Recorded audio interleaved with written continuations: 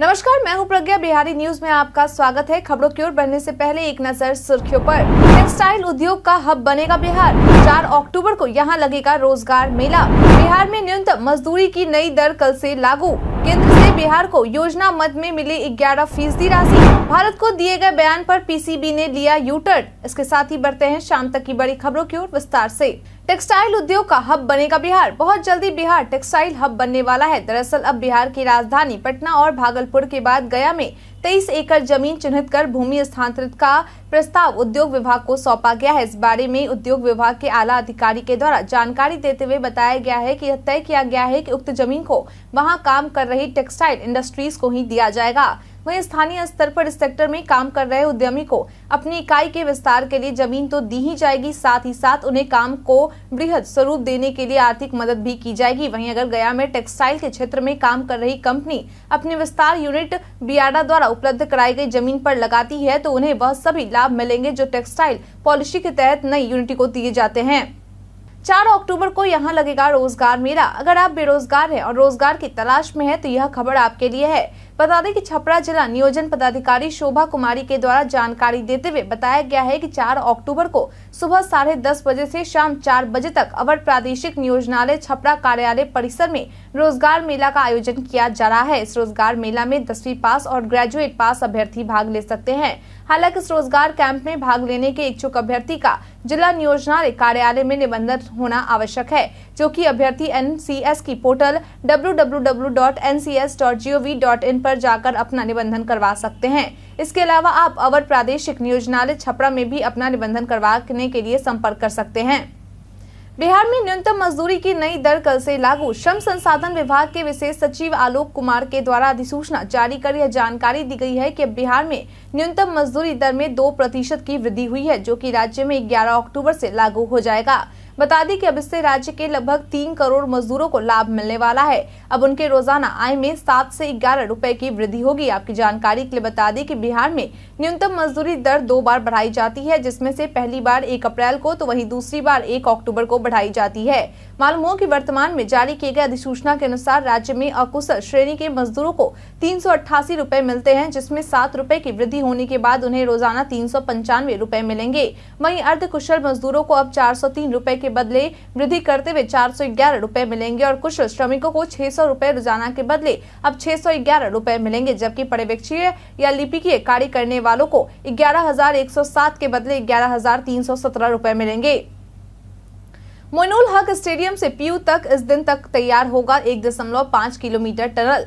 Moinul Haq stadium से पटना वीवी के बीच underground metro के काम में अब तेजी आ गई है। बता दें कि अब तक एक लाइन का टनल 350 मीटर तो वहीं दूसरी लाइन का टनल 250 मीटर बना है, जबकि मोइनुल हक स्टेडियम से पटना वीवी की दूरी 1.5 किलोमीटर है, जिसे मार्च 2024 तक पूरा कर लिया जाएगा। वहीं इसके बाद पटना वीवी से पीएमसीएच गांधी मैदान की ओर, मोइनुल हक स्टेडियम से राजेंद्र नगर स्टेशन की ओर अंडरग्राउंड मेट्रो का निर्माण कार्य शुरू होगा। वहीं फिलहाल underground metro station PMCH Gandhi मैदान में निर्माण कार्य शुरू करने से पहले डायवर्जन को दुरुस्त किया जा रहा है। इसी तरह NH 30 पर भी ट्रैफिक डायवर्जन किया गया है। राजेंद्र नगर मेट्रो स्टेशन का काम शुरू करने से पहले कंकड़बाग मेन रोड पर traffic diversion Rajendra Nagar station के क्षेत्र के अंदर सड़क बनाकर किया गया है।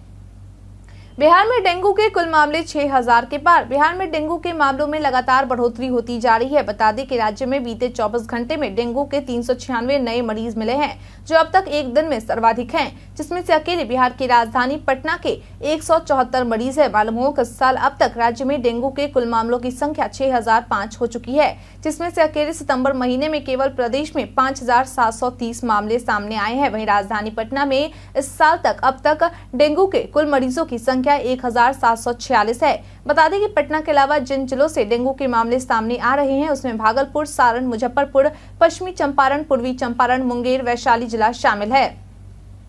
बिहार में अंचलाधिकारियों के काम की समीक्षा की रिपोर्ट जारी।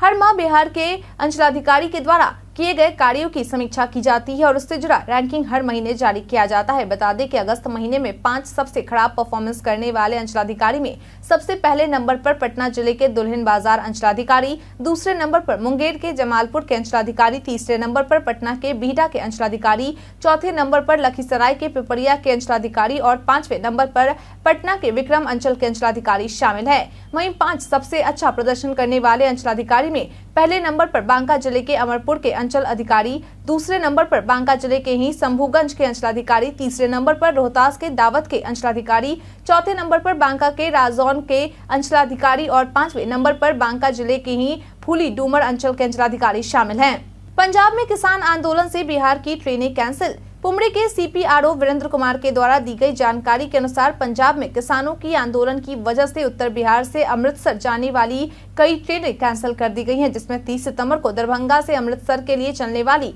जननायक एक्सप्रेस को कैंसिल कर दिया गया है। तो वहीं 1 अक्टूबर को जयनगर से अमृतसर के लिए चलने वाली स्पेशल ट्रेन का परिचालन बंद रहेगा। वहीं कई ट्रेन ऐसे भी हैं जिनका परिचालन अवधि में वृद्धि कर दिया गया है, जिसमें गाड़ी संख्या 05671 और 05672 गुवाहाटी रांची गुवाहाटी स्पेशल ट्रेन के परिचालन अवधि में विस्तार करते हुए उसके 9 फेरों में वृद्धि कर दी गई है। वापसी में गाड़ी संख्या 05672 रांची गुवाहाटी स्पेशल अब रांची से 1 अक्टूबर 2023 से 26 नवंबर 2023 तक सप्ताह के प्रत्येक रविवार को परिचालित की जाएगी। इससे जुड़ी अधिक जानकारी के लिए यात्रीगण https://enquiry.indianrail.gov.in या NTES ऐप का इस्तेमाल कर सकते हैं। इंडो नेपाल सीमा पर नेपाली शराब जब्त। बिहार में शराबबंदी है, इससे तो हम सभी वाकिफ है, लेकिन इसके बावजूद भी हमें इनसे जुड़े मामले सुनने को मिलते रहते हैं। बता दें कि ताजा मामला भारत नेपाल सीमांकन स्तंभ संख्या 295/6 का है, जहां बिहार के मधुबनी जिले के जयनगर अनुमंडल मुख्यालय स्थित 48वीं वाहिनी सशस्त्र सीमा बल जयनगर के भारत नेपाल सीमा चौकी मधवापुर के सीमा बल के जवानों के द्वारा नेपाल से भारत में लाए जा रहे नेपाली शराब की 90 बोतलों को पकड़ा गया है और साथ ही एक तस्कर की भी गिरफ्तारी की गई है, जिसकी पहचान 32 वर्षीय धीरज कुमार के रूप में की गई है। इसके अलावा पुलिस के द्वारा तस्कर के पास से एक बाइक भी जब्त किया गया है। वहीं तस्कर को गिरफ्तार करने के बाद एसएसबी के जवानों ने उसे स्थानीय पुलिस के हवाले कर दिया और पुलिस आगे की कार्रवाई में जुट गई है।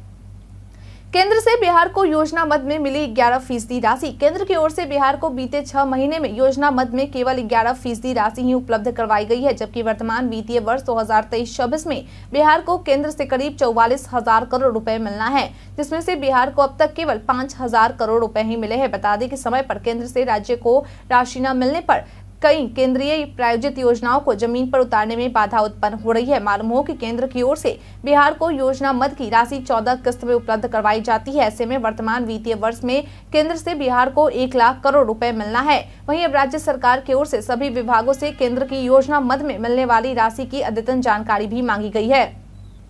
आज आधी रात से राजधानी में नहीं चलेगी डीजल चालित सिटी बस। परिवहन विभाग के द्वारा जारी किए गए अधिसूचना के अनुसार आज यानी कि 30 सितंबर की आधी रात से बिहार की राजधानी पटना के पटना नगर निगम के साथ साथ दानापुर, खगौल और फुलवारी शरीफ में डीजल चालित सिटी बसें नहीं चलेंगी। वहीं इस बारे में डीटीओ श्री प्रकाश के द्वारा बताया गया है कि विभाग की ओर से समय सीमा को बढ़ाने को लेकर कोई नई जानकारी नहीं दी गई है। मालूम हो कि राजधानी के कई इलाकों में वायु प्रदूषण के मामलों में तेजी से बढ़ोतरी को होते देख परिवहन विभाग की तरफ से ये फैसला लिया गया था। बता दें कि विभाग की ओर से डीजल सिटी बसों की जगह सीएनजी को बढ़ावा देने की योजना बनाई गई है।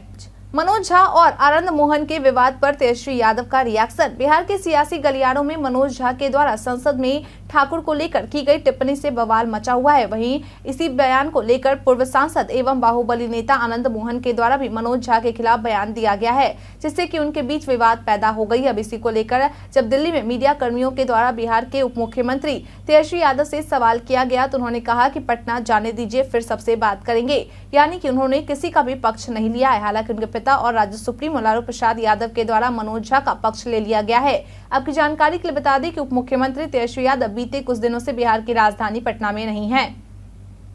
मुकेश सहनी ने चुनाव में अलायंस को लेकर दिए संकेत। बीते दिन विकासशील इंसान पार्टी सुप्रीमो मुकेश सहनी के द्वारा नवादा जिले के मिसकौर प्रखंड स्थित सीतामढ़ी के मैदान में अपने आरक्षण संकल्प यात्रा के दौरान लोगों को संबोधित करते हुए कहा गया कि निषाद केवल पसीना बहाने के लिए नहीं है, यह समाज अब अपने बच्चों, परिवार, समाज के भविष्य के लिए जागरूक हो गया है। उन्होंने कहा कि हमारे समाज का वोट उसी गठबंधन को पड़ेगा जो हमारी जाति एवं उपजाति को आरक्षण देगा।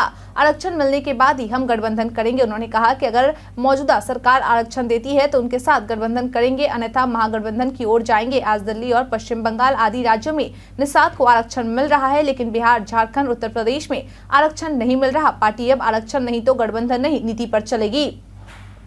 प्रशांत किशोर का मुख्यमंत्री नीतीश कुमार पर हमला। जन स्वराज पदयात्रा के सूत्रधार प्रशांत किशोर ने आनंद मोहन पर अपनी प्रतिक्रिया देते हुए कहा कि एक बात यह स्पष्ट हो रही है कि नीतीश कुमार जाति की राजनीति करते हैं। नीतीश कुमार जो दलितों और पिछड़ों की राजनीति करने का दावा करते हैं वो उस समाज के सामने बिल्कुल नंगे हो गए हैं। जब आपको वोट का लाभ दिखता है तब आप गरीब, पिछड़ा और दलित सबको भूल जाते हैं। ये जो दलितों की राजनीति है वो सिर्फ अपने लाभ तक है और ये अपने परिवार और वोट तक ही सीमित रह जाती है। बात व्यक्ति विशेष आनंद मोहन की नहीं है। बिहार की जनता देखेगी कि आगे ये और बढ़ेगा और भी लोग इस तरीकों के चीजों को डिमांड करेंगे। उन्होंने कहा कि नीतीश कुमार ने राजनेता और प्रशासक के तौर पर संपूर्ण रूप से सरेंडर कर दिया है। नीतीश कुमार की स्थिति हो गई है कि मैं मुख्यमंत्री बना रहूं, बाकी बिहार में जिसको जो करना है वो कर सकता है। नीतीश कुमार की ये स्थिति आनंद मोहन की रिहाई से नहीं हुई है। उससे पहले जब महागठबंधन की सरकार बनी थी उस समय से नीतीश कुमार इस तरह के फैसले ले रहे हैं। भारत को दिए गए बयान पर पीसीबी ने लिया यू-टर्न। पाकिस्तान टीम के भारत पहुंचने के बाद पाकिस्तान क्रिकेट बोर्ड के अध्यक्ष जका अशरफ के एक बयान को लेकर दोनों देशों के क्रिकेट फैंस के बीच सोशल मीडिया पर जमकर हंगामा हो गया है। ऐसे में पाकिस्तान क्रिकेट बोर्ड की ओर से एक न्यूज एजेंसी से बात करते हुए अपनी सफाई पेश की गई। उन्होंने कहा कि यह प्यार हैदराबाद हवाई अड्डे पर आयोजित स्वागत समारोह से स्पष्ट हुआ। जका अशरफ ने इस तरह से स्वागत समारोह का आयोजन करने के लिए खुद व्यक्तिगत रूप से भारतीयों को बधाई दी। उन्होंने उल्लेख किया कि जब भी भारत और पाकिस्तान क्रिकेट के मैदान पर कदम रखते हैं तो वे दुश्मन के रूप में नहीं बल्कि पारंपरिक प्रतिद्वंदी के रूप में उभरते हैं। जानिए आज बिहार में क्या है पेट्रोल डीजल का रेट। बिहार में आज यानी शनिवार को पेट्रोल डीजल के रेट जारी किए गए। इसके बाद राजधानी पटना में आज पेट्रोल 107.80 रुपए प्रति लीटर और डीजल 94.56 रुपए प्रति लीटर में मिल रहा है। मुजफ्फरपुर में पेट्रोल 107.98 रुपए और डीजल 94.70 रुपए प्रति लीटर मिल रहा है। वहीं पूर्णिया में पेट्रोल की कीमत 108.57 रुपए और डीजल 95.26 रुपए प्रति लीटर है। भागलपुर में पेट्रोल की कीमत 107.98 रुपए और डीजल कीमत 94.71 रुपए प्रति लीटर निर्धारित की गई है। इसके साथ ही गया में पेट्रोल की कीमत 108.31 रुपए और डीजल की कीमत 95.04 रुपए प्रति लीटर है। बता दें कि बिहार में पेट्रोल का रेट सबसे ज्यादा किशनगंज में है, जहां पेट्रोल 109.60 रुपए प्रति लीटर और डीजल 96.23 रुपए प्रति लीटर की दर से मिल रहा है।